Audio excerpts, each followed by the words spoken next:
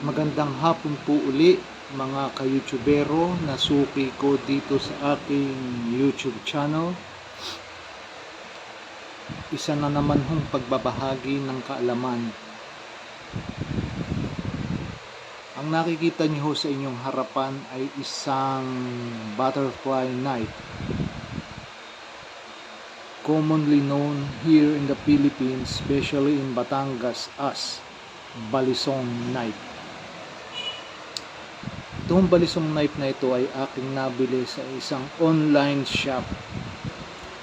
Naging curious lang ho ako kaya ito ho'y aking kinuha. Hindi po siya original na original pero maganda rin naman at mapapakinabangan kung pag-iingatan ang inyong paggamit dito. Buksan ho natin.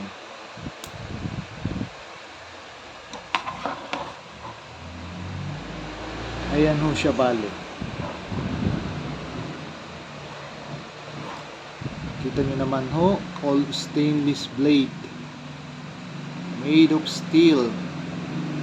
Hindi ko nga lang ho alam kung anong klaseng steel ito or kung ito'y made in the Philippines or ito ho ay made in China dahil commonly ang mga gawa na dumadating dito sa Pilipinas lalo na ho sa mga online shop ay gawa sa China.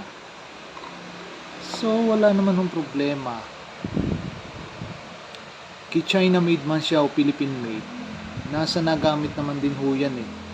Kumbaga yung ikatatagal ng gamit.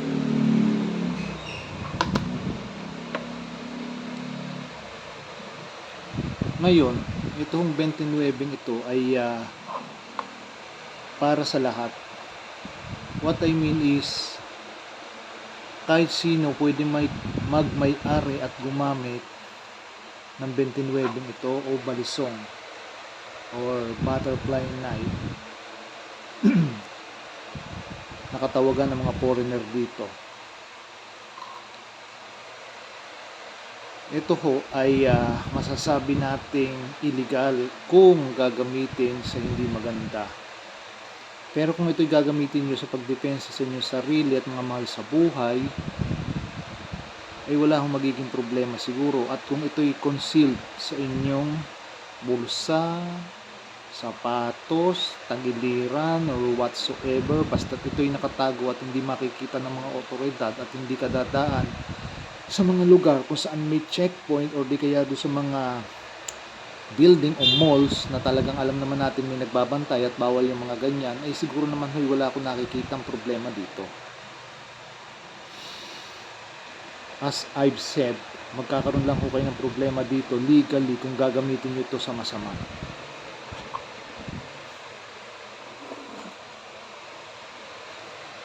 Bale, ayan ho siya kung inyong makikita.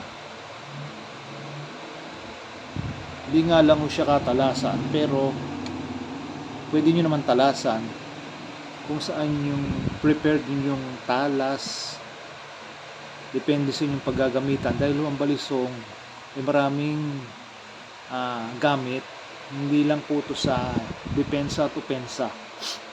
Magagamit din to sa mga household chores like panghiwa ng mga sibuyas, bawang, pampild ng mga prutas like oranges, apple, lemons, at marami pa hong iba. Pwede po rin itong gamitin pangkaliskis ng isda o panggayat ng baboy, baka, or manok.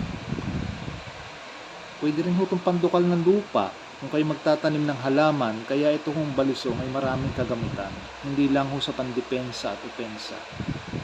Sumasama lang ho ang connotation nito kasi yung ibang mga tao na walang magawa sa buhay, ginagamit ho ito sa walang kapararakang bagay, sa pamiminsala ng kapwa.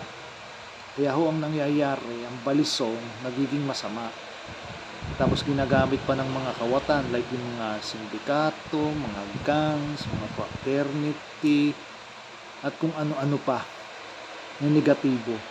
Kaya tuloy yung personification of the balisong got even more worse na dapat naman ho ay hindi. Ang balisong ay nagamit din ho nung gera. At nung sinakop tayo ng mga Kastila, kaya nga pinagbawal ang mga ganitong klaseng kutsilyo noon kasi ito'y foldable and easily concealed. Nung sinakop tayo ng Amerikano at ng Hapon, ginamit din ito ng mga Batanggenyo, pandepensa at sa revolusyon. Kaya itong balisong, hindi dapat pag-isipan ng masamang connotation ngayon. Depende na nga lang sa tao at sa paggamit at sa gagamitan na magpapasama sa iyo. May kasabihan nga ho na hindi ang gamit ang nagpapasama, ang nagpapasama yung nagamit nito. Anyway, itong balisong nito ay maganda kasi ito hindi kagaya nung gawang Batangas na kahoy at may halong what do you call this, tanso. Kaya ho pag siya pinlip ninyo sa katagalan, nagkakalasan. Unlike this kind of balisong na maganda yung pagkaka-rivet niya, ho. Ayan. Kaya kahit i-flip ng i-flip, basta marunong kayong mag-flip at ayos yung pag-flip ninyo, hindi siya basta bibigay. Medyo masikip nga lang ho dito, pero manageable naman po. Ayan siya. Ang ganda ho, tingnan. Ngayon, ang balisong ho naman ay mabalik tayo sa usapan uli. Sa panahon ho natin ngayon na sobrang dami ng kawatan sa kapaligiran, saan ka man dumako, kahit nga may CCTV, minsan nakakaligtas pa ang kawatan minsan hindi pa nakakasuhan at large, kumbaga hanggang sa matabunan na yung kaso, mawala na. Kawawa yung mga naging biktima. Ngayon, kung may dala kayong pandepensa sa sarili ninyo, kayo nagtatrabaho at ang shifting nyo yung umaga at gabi, lalo na sa gabi, hindi ho natin maiiwasang hindi umuwi ng madaling araw. Yan ho ay isa ng common thing. Sakali ho, pag tayo maghihintay na sasakyan, minsan yung babaan, isakayin ng bus, yung waiting shed, minsan walang ilaw, walang katao-tao. Favorite spot yun ng mga kawatan na mang-i-snatch, mang-hold up, mambubuli o kung ano-ano pa man. It is best na may dala kayo, kasi kung may dala kayo, lamang na kayo sa anong uri ng senaryo o kung ano man kung magkabiglaan. Hindi nyo man sila madagit lahat. At least kahit papaano magdadalawang isip sila o aatras sila once na masaktan din sila. Kung ang sinasabi nyo naman sila may mga dalang gamit like barrel, I don't think na makakaputok sila Kasi kahit ikaw man sa sarili mo may dala kang barrel, babaril ka ba ng malayuan? Di syempre hindi at lalapitan. So yun lang ho ang logical doon. Ito ho ay pwede sa bata, pwede sa matanda, pwede sa babae, pwede sa lalaki, pwede sa bakla, pwede sa tomboy, anything in between. Basta't ang usapan ho ay pagdepensa sa sarili, magagamit niyo ito. Basta't ang lagi ko lang sinasabi, wag niyong gagamitin sa hindi maganda or else kalaboso kayo sa mga alagad ng batas, sa authority natin. Kasi meron hong batas dito sa Pilipinas o kahit sa ibang bansa ng pagdadala ho ng ganitong butterfly knife ay pinagbabawal. Ayan.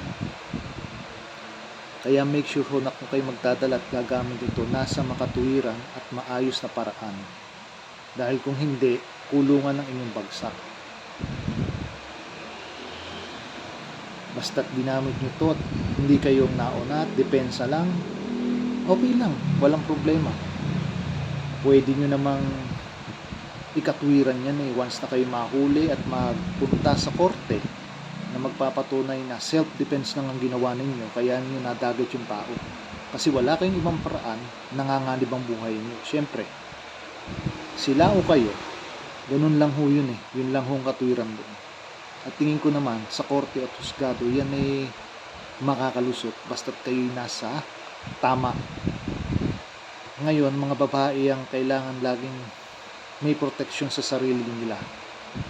Nakikita naman ho natin sa balita, ang laging napag-iinitan ng mga kawatan o o nadadagit ay mga kababaihan. Okay lang kung hinold up o in-snatch. Ang problema, hihipuan or worse, mari-rape bago itatapon na lang kung saan saan. Ikawamang mga magulang. Aminin ho natin, hindi makakaresponde ang ating mga law enforcement authority, lalo na't kung biglaan at malayo yung lugar na pinangyarihan ng krimen at kung walang nakakita. May CCTV man, hindi naman agad po yan mai-report agad. So it's best kung kayo may dala, lamang na kayo. Basta wag lang kayo mapapadala sa takot. Kahit kayo mabigla, basta yung compulsion niyo ay nandoon, you can easily defend yourself to whatever situation that may come to you or haharap man.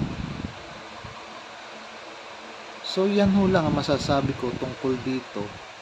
Ito naman hong ganitong mga gamit ay marami kayong mabibili sa mga online shop o sa mga tactical shop.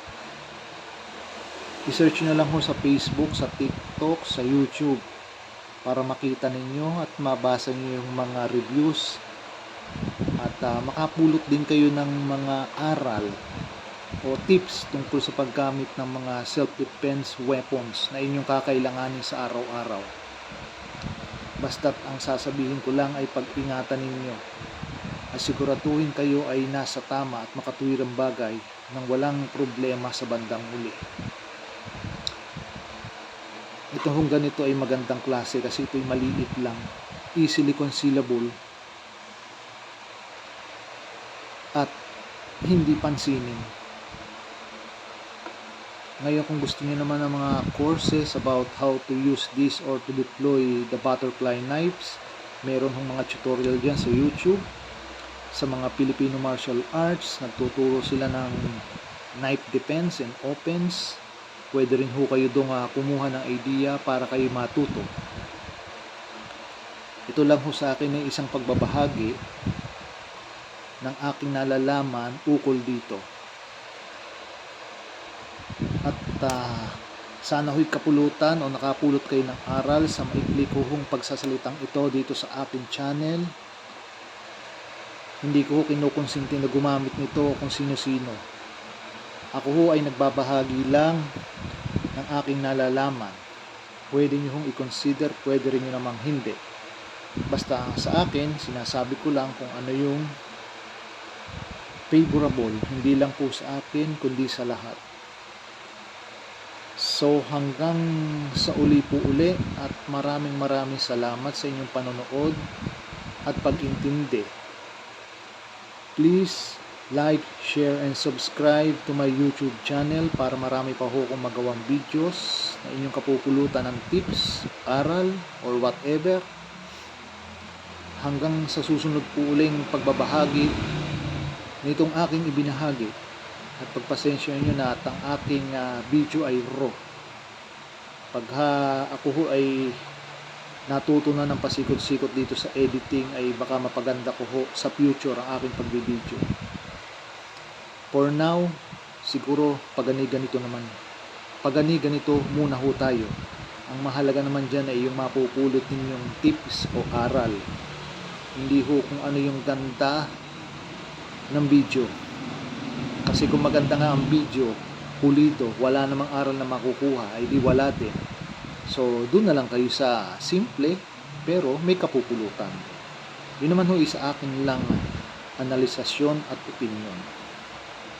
Mulit-muli ho, marami ho uling salamat at please like, share, and subscribe para dumami pa ho ang ating subscriber and follower dito ho sa ating mumunting channel.